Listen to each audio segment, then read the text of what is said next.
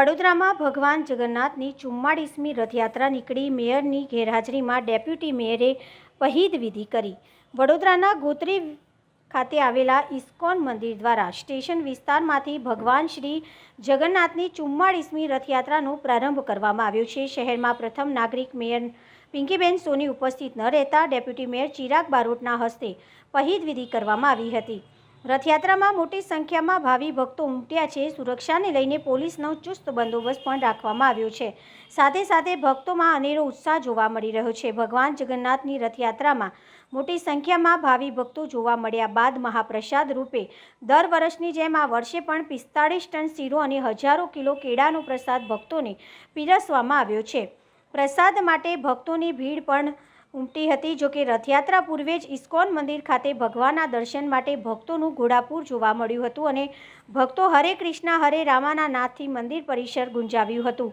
રથયાત્રા પૂર્વે ઇસ્કોન મંદિરમાં શૃંગાર દર્શન, બપોરે રાજભોગ અને આરતી પછી ભગવાન જગન્નાથ, સુભદ્રા અને બલરામની કાષ્ટની મૂર્તિઓ વિધિ કરવામાં આવી હતી। આ મૂર્તિઓનો રથમાં આરૂઢ કરાવી શૃંગાર અને આરતી બાદ બપોરે ભગવાનની રથયાત્રાનો પ્રારંભ કરવામાં આવ્યો હતો। ત્યારે આ રથયાત્રામાં ભક્તો, ભજન કીર્તન મંડળો, સ્વૈચ્છિક સંસ્થાઓ સાથે રાજકીય આગેવાનો પણ જોવા મળ્યા હતા। તો રથયાત્રામાં તુલસીના છોડનું પણ વિતરણ કરાયું હતું। વર્ષોની પરંપરા અનુસાર છેલ્લા 43 વર્ષથી ઇસ્કોન દ્વારા આયોજિત ભગવાન જગન્નાથજી, ભગવાન બલભદ્ર અને સુભદ્રાજીની આ નગરચર્યા આ વર્ષે પણ 44મા વર્ષે રંગે ચંગે જ્યારે નીકળી છે ત્યારે અને વડોદરા શહેરના તમામ નગરજનો ભાવિ ભક્તો બનીને જ્યારે આવ્યા છે। આ પરંપરામાં બીજી એક પણ પરંપરા છે કે આજના દિવસે વરસાદની અભિચાટના થાય છે। આપણે બધાએ અભિચાટનાનો અનુભવ લીધેલો છે। આજે જ્યારે ભાઈ બહેન નગરચર્યા નીકળ્યા છે ત્યારે આપણે બધા એમનું સ્વાગત કરીએ છીએ અને ભગવાન જગન્નાથજી પાસે પ્રાર્થના કરીએ છીએ કે આ જ પ્રકારની અભિવૃષ્ટિઓ વડોદરાવાસીઓ પર વરસતા। આજે સમગ્ર વડોદરા ભગવાન શ્રી જગન્નાથજી, બલભદ્રજી અને સુભદ્રાજી જ્યારે નગરચર્યા પર નીકળ્યા છે ત્યારે એમના દર્શન કરી અને પોતે એમના આશીર્વાદ લેવા માટે આતુર છે। અષાઢી બીજના અમી છાતના પણ આજે આપણા ઉપર જ્યારે આશીર્વાદ રૂપે વરસી રહ્યા હોય ત્યારે હું આપના માધ્યમથી આપ સૌને તથા તમામ દર્શક મિત્રોને આ અષાઢી બીજ અને ભગવાન શ્રી જગન્નાથજીની રથયાત્રાના હાર્દિક શુભેચ્છાઓ સહ અભિનંદન પાઠવું છું।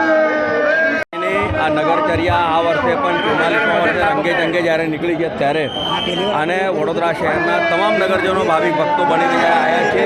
આ પરંપરામાં બીજી એક પણ પરંપરા છે કે આજના દિવસે વરસાદની અભિચાટના થાય છે। આપણે બધાએ અભિચાટનાનો અનુભવ લીધેલો છે। આજે જ્યારે ભાઈ બહેન નગરચર્યા નીકળ્યા છે ત્યારે આપણે બધા એમનું સ્વાગત કરીએ છીએ અને ભગવાન જગન્નાથજી પાસે પ્રાર્થના કરીએ છીએ કે આ જ પ્રકારની અભિવૃષ્ટિઓ વડોદરાવાસીઓ પર વરસતા રહે। આજે ઇસ્કોન મંદિર વડોદરા દ્વારા વડોદરામાં આજે ભગવાન જગન્નાથજી, બલદેવ, સુભદ્રાની 44મી રથયાત્રા નીકળવા જઈ રહી છે। જે ઘડીની આપણે ઇંતજાર કરતા હતા એ ઘડી હવે આવી ગઈ છે અને થોડીક જ વારમાં વડોદરા શહેરના નગરજનો, શ્રદ્ધાળુઓને ભગવાન જગન્નાથજી, બલદેવજી, સુભદ્રાજી દર્શન આપવા માટે નીકળશે અને સાથે સાથે વરસાદે પણ એમની હાજરી આ રથયાત્રામાં આપી છે।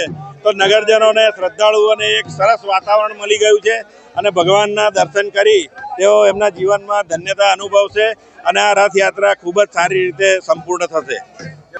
ભગવાન જગન્નાથજીની રથયાત્રા અને અષાઢી બીજની આપના માધ્યમથી તમામ શહેરીજનોને શુભેચ્છા પાઠવું છું। આજનો પવિત્ર દિવસ અને જ્યારે હંમેશા ભક્તોને મંદિરમાં જવું પડે પરંતુ આજે ભગવાન જાતે સુભદ્રાજી, બલદેવજી અને જગન્નાથજી ભગવાન જ્યારે નગરચર્યા નીકળવાના છે ત્યારે મોટી સંખ્યામાં વડોદરા નગરજનો અને ભાવિ ભક્તો એમના દર્શનનો લાભ લેવા ઉમટી પડ્યા છે। પ્રભુ ચરણમાં પ્રાર્થના કરું કે પ્રભુના આશીર્વાદ હંમેશા વડોદરા શહેરના નગરજનોને મળતા રહે અને આ વખતે ખાસ પ્રભુને પ્રાર્થના કરું કે જે રીતે ગઈ વખતે વડોદરા શહેર આખું પાણીમાં ડૂબ્યું હતું, આ વખતે વડોદરાના નગરજનોને આવા દિવસો ના જોવા પડે અને આ વડોદરા શહેરમાં એટલો તો વરસાદ ના પડે કે વડોદરા પાણીમાં ડૂબી જાય એવી પ્રભુ ચરણમાં પ્રાર્થના કરું છું।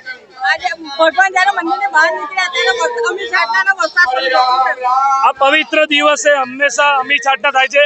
આ પ્રભુના આશીર્વાદ છે, આ પ્રભુના આશીર્વાદ છે જે નગરજનોને મળી રહ્યા છે અને પ્રભુના અને એના માટે જ તમામ નગરજનો બહુ ખુશ છે। ઉત્સાહનો માહોલ છે, તહેવારનો માહોલ છે અને આવી રીતે આપણે હર્ષોલ્લાસથી હંમેશા આવા તહેવારો ઉજવતા રહીએ એવી પ્રાર્થના કરું છું।